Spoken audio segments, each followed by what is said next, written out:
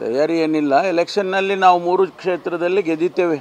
ನಮಗೆ ಬಂದಿರೋ ವರದಿ ಪ್ರಕಾರ 3 ಕ್ಷೇತ್ರದಲ್ಲಿ ನಾವು ಖಂಡಿತವಾಗಿ ಗೆದ್ದಿದ್ದೇವೆ.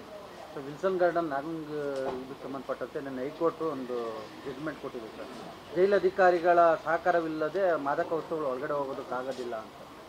ಇಲ್ಲ, ಅವರು ಏನು ಅಬ್ಸರ್ವೇಷನ್ಸ್ ಮಾಡಿದ್ದಾರೆ, ಅದಕ್ಕೇನು ಕ್ರಮ ತಗೋಬೇಕೋ ಅದನ್ನೆಲ್ಲ ನಾವು ಸತತವಾಗಿ ತಗೊಳ್ತಾ ಇರ್ತೀವಿ.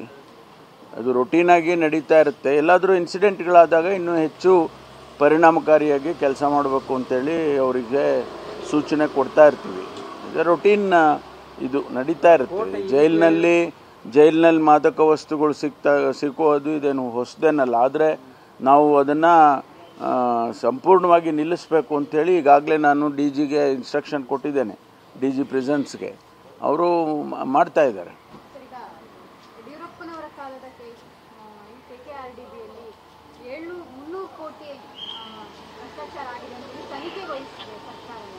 ಮೇಲ್ನೋಟಕ್ಕೆ ಅಲ್ಲಿ ಮಿಸ್ಯೂಸ್ ಆಗಿದೆ. ಪ್ರತಿ ವರ್ಷ 300 ಕೋಟಿ KKRDಗೆ ಕೊಟ್ಟಿರ್ತಕ್ಕಂಥದ್ದು. ಆ 100 ಕೋಟಿ ಅಂದರೆ 3 ವರ್ಷದಲ್ಲಿ 300 ಕೋಟಿ ಮಿಸ್ಯೂಸ್ ಆಗಿದೆ ಅಂತ ಹೇಳಿದ್ದಾರೆ. ಅದನ್ನು ನೋಡೋಣ, ತನಿಖೆ ಮಾಡಿದ ಮೇಲೆ ಗೊತ್ತಾಗುತ್ತೆ. ತಯಾರಿ ಏನಿಲ್ಲ. ಎಲೆಕ್ಷನ್ನಲ್ಲಿ ನಾವು 3 ಕ್ಷೇತ್ರದಲ್ಲಿ ಗೆದ್ದಿದ್ದೇವೆ. ನಮಗೆ ಬಂದಿರೋ ವರದಿ ಪ್ರಕಾರ 3 ಕ್ಷೇತ್ರದಲ್ಲಿ ನಾವು ಖಂಡಿತವಾಗಿ ಗೆದ್ದಿದ್ದೇವೆ.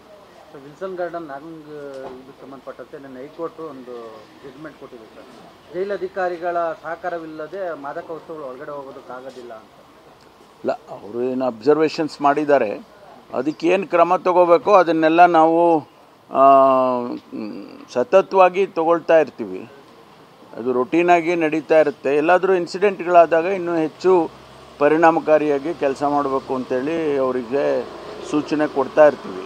ಇದು ರೊಟೀನ್ ಇದು ನಡೀತಾ ಇರುತ್ತೆ. ಜೈಲಿನಲ್ಲಿ ಮಾದಕ ವಸ್ತುಗಳು ಸಿಕ್ಕೋದು ಇದೇನು ಹೊಸದೇನಲ್ಲ. ಆದರೆ ನಾವು ಅದನ್ನು ಸಂಪೂರ್ಣವಾಗಿ ನಿಲ್ಲಿಸಬೇಕು ಅಂಥೇಳಿ ಈಗಾಗಲೇ ನಾನು DGಗೆ ಇನ್ಸ್ಟ್ರಕ್ಷನ್ ಕೊಟ್ಟಿದ್ದೇನೆ, DG ಪ್ರಿಸನ್ಸ್ಗೆ. ಅವರು ಮಾಡ್ತಾ ಇದ್ದಾರೆ.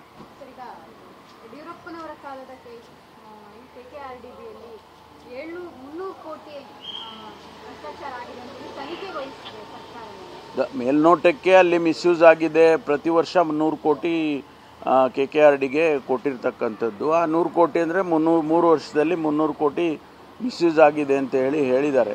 ಅದನ್ನು ನೋಡೋಣ, ತನಿಖೆ ಮಾಡಿದ ಮೇಲೆ ಗೊತ್ತಾಗುತ್ತೆ.